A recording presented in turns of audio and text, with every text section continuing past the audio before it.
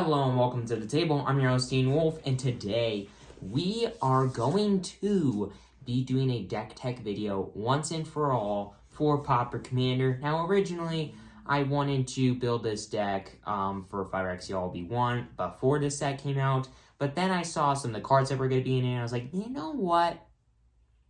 This looks like a good set that would add some pretty sweet cards to this deck.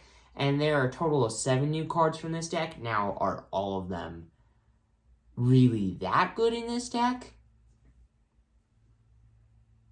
Kind of. They're fun. And they're new cards. That's what matters. But so, I've said it a couple times on the channel. This format, Pauper Commander, seems to be the kind of format where aristocrat graveyard value style decks are going to be at their finest. They're going to be better here than anywhere else, than any other format. And the reason I say that is because of this deck. Is it the best commander for this deck? At first, I thought it wasn't. But then I played the deck before I made upgrades to this deck.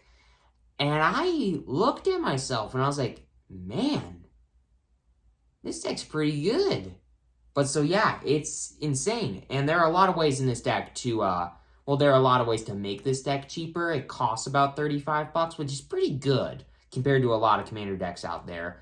But you could reduce the price of the deck by $15 by basically taking cards like Nature's Lore and 3 Visits, just as an example, probably the best example of this. 3 Visits and Nature's Lore are the same thing. One costs $1, one costs $9. If your play group's okay with it, just have 2 copies of Nature's Lore, and it saves you $7 right there.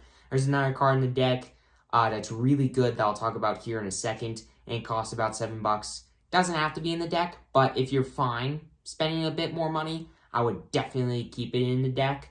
And those are the main examples. I mean, another good one is probably Kodama's Reach and Cultivate. Just have 2 copies of Cultivate instead of a Cultivate and a Kodama's Reach, and it saves you, like, I think $2, which is nice because, I mean, they're the same thing, and if your play group's okay with it, they're okay with it. But so, anyways, going back to the deck, this commander, the commander for this deck alone, I thought was good.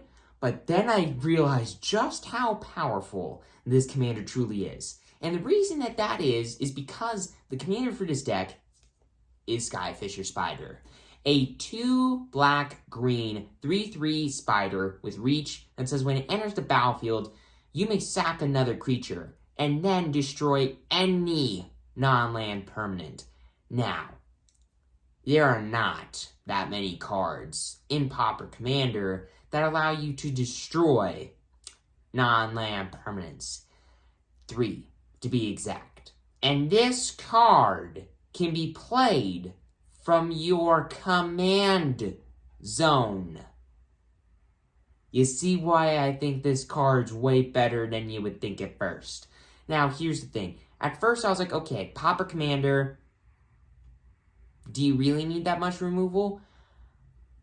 When it's in the command zone, it's good because it just wrecks your opponent's board and it makes it really hard for them to win, especially with the mid-rangey value that this deck gets. And that's not it for this commander, because it also says when it dies, you can gain a life for each card in your graveyard, each creature card in your graveyard. It'd be really busted if it was each card. But you gain 1 life for each creature card in your graveyard. But you have to exile this. So it doesn't include itself, but hey, when it dies, you get to gain life, and it just goes back into the command zone anyway. So, might as well gain some life.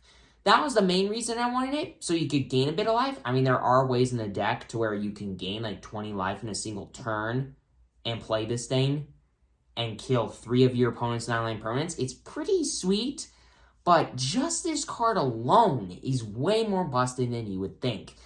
And it's only an uncommon from Brothers War that costs 8 cents. So, pretty sweet. But so anyways, going into the deck itself, I have 3 board wipes in the deck. They're all pretty similar. I'm just going to get the board wipes out of the way immediately. Same with the removal. I'm just going to talk about that immediately. I think that board wipes, and these aren't actual board wipes. I like to call them mini wipes, and you'll see why here in a second.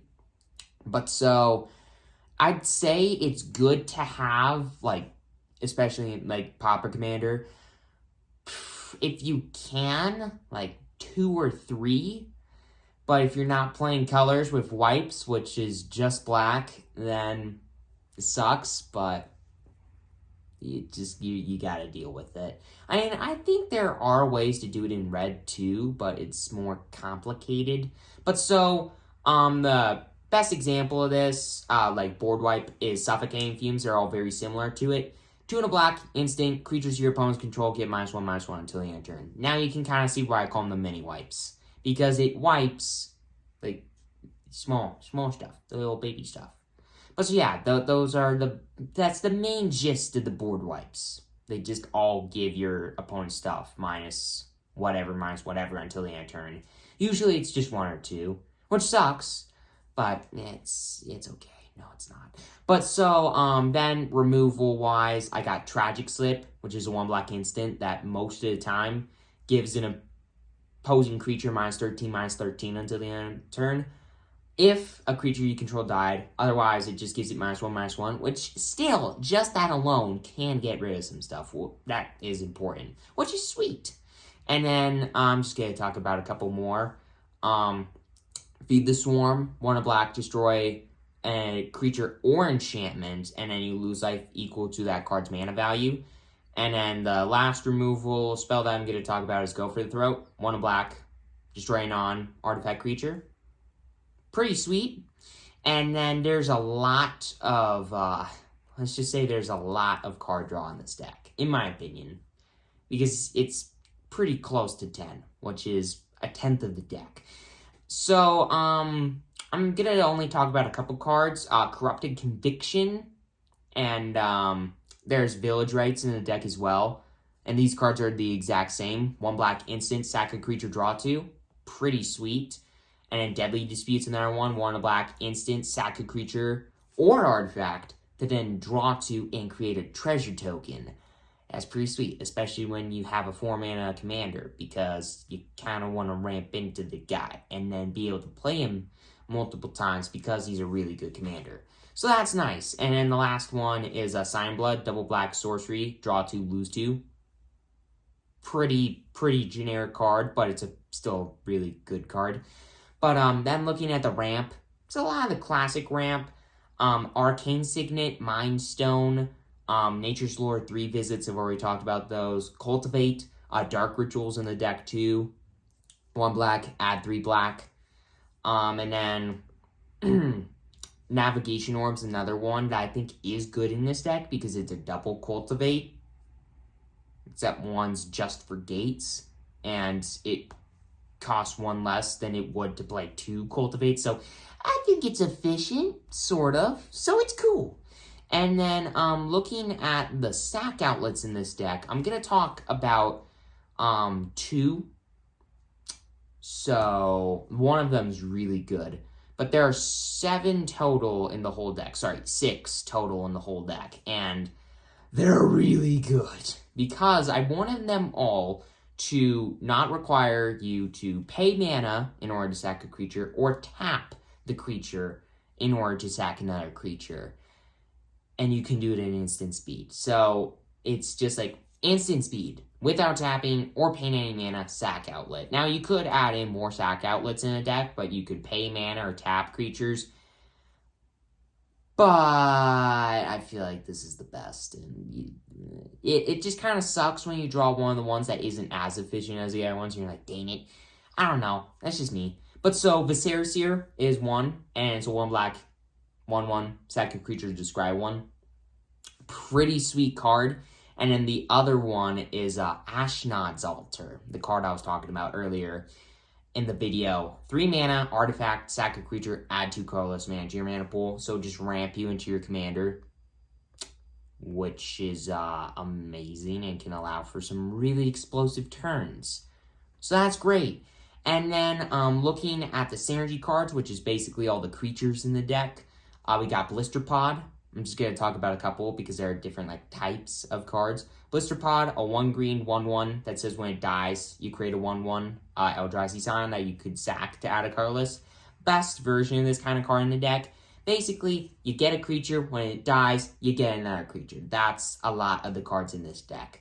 And then another one is Serrated Scorpion, 1 black, 1/2. When it dies, each opponent loses 2 and you gain 2.